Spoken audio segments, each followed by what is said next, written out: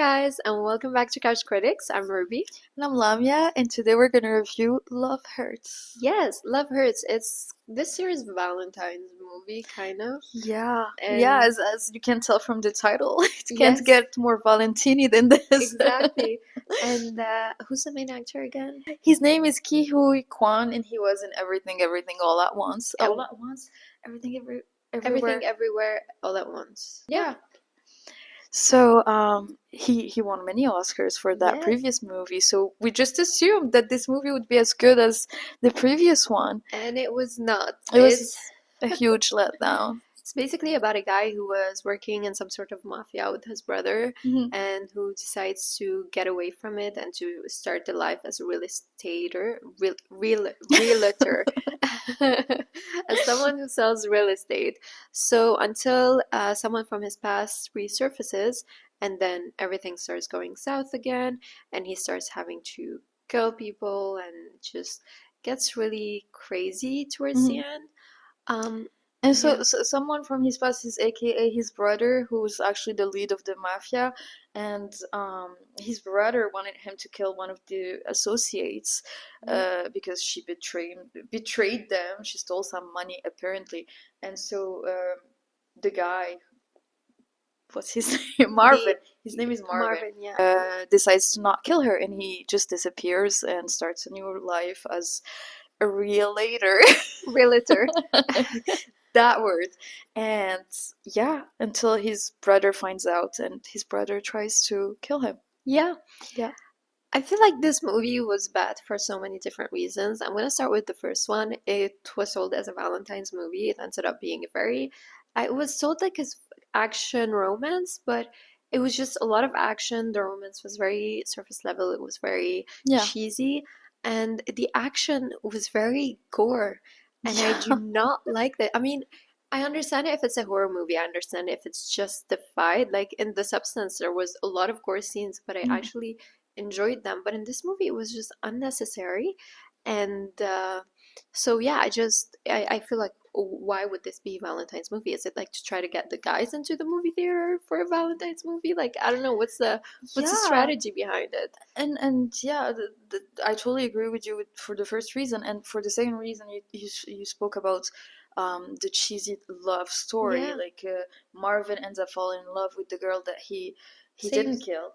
And the actress who plays that girl has zero chemistry with Marvin. Like he looked like he could be her dad. I know, right? The age gap between them seems disturbing. They're probably maybe like the same age. I haven't looked up their ages, but they don't look like they're the same age. She looks like a very young adult. Yes. And she's just like very sassy and very provocative, and he's just like very timid, and she's just like flirting with him, and it's just very uncomfortable to watch. Yeah.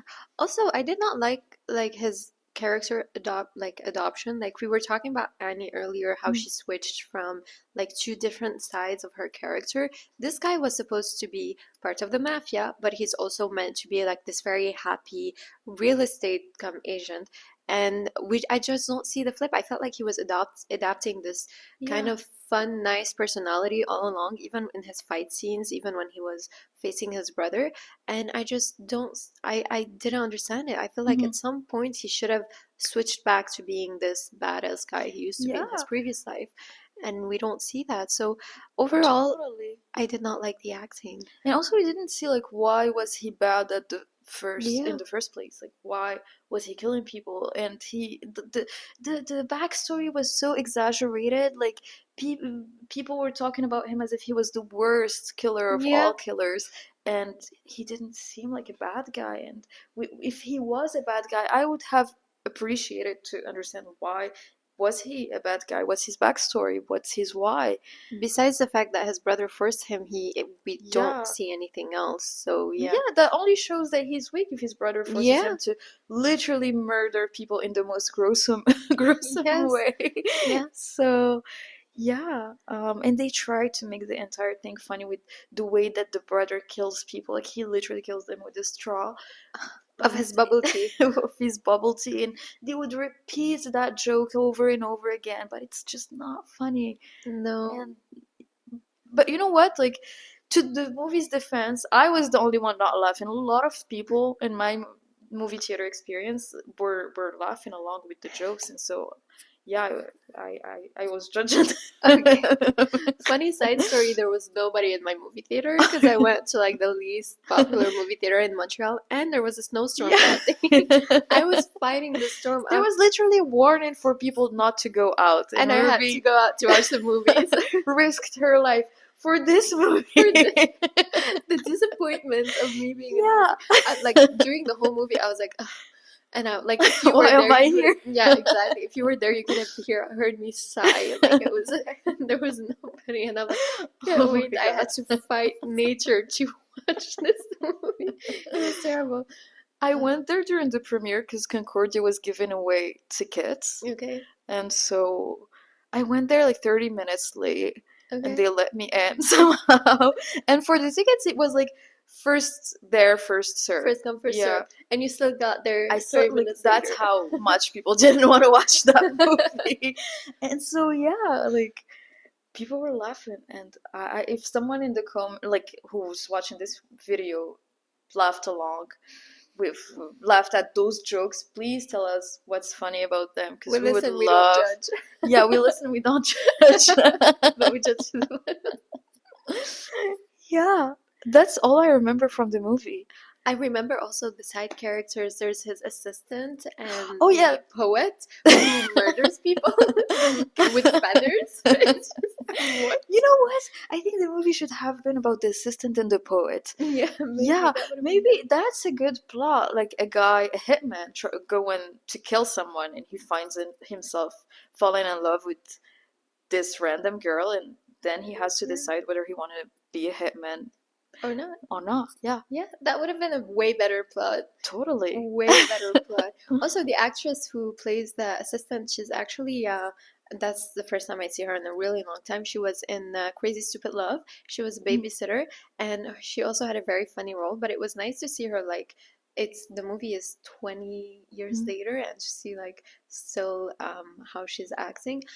But I do have to say, I don't know if it's the script, but I did not like the acting. It's just Yeah, it was exaggerated. it was very exaggerated. It was too unserious. Like Mhm. I don't know. I really don't know how. It makes me want to watch Everything Everywhere All at Once because I still haven't watched it.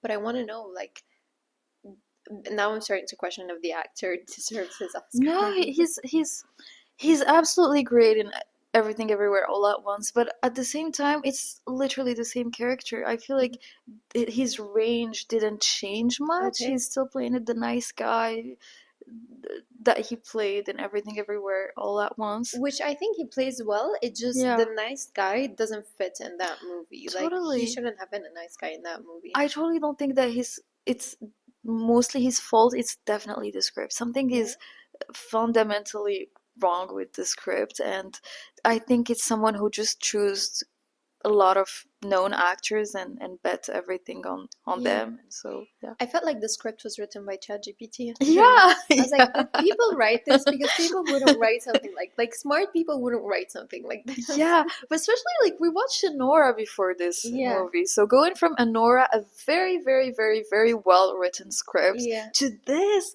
is suicidal. I totally agree. Yes. Yeah. Yes. But yeah, that's our review on. But again, like I feel like for Valentine's Day movies, it's the same thing as Christmas. yeah, They just do whatever kind of plot that they could come out with, and nothing is that original. And people are still down to watch it because it's Valentine's Day or Christmas or I agree. Thanksgiving. Yeah, But that makes me sad. Like I agree Yeah. because again, early 2000s Christmas movies and even Valentine's Day. There's a movie literally called Valentine's Day, and with it's, Taylor Swift or something. yeah, like she's just like in Yeah. this one short scene, but it was such a great movie. I loved it so much, and I remember watching it as a kid, and it was really still very good. Yeah. And watching this, I'm like, I would not, I would never want to watch this movie. I didn't even want to finish watching the movie. Totally. But yeah, I think that in the upcoming years we should just stick up with classics when Yes. it comes to holiday movies. yes, exactly. Yeah, I Yeah. think these would be the best because right now everybody's trying to repeat the same recipe that just doesn't work anymore. Totally. So that's our review for Love Hurts. Please go watch it and make your own opinion about it. And don't forget to like and subscribe, and we'll see you next week. We'll see you next week. Bye. Bye.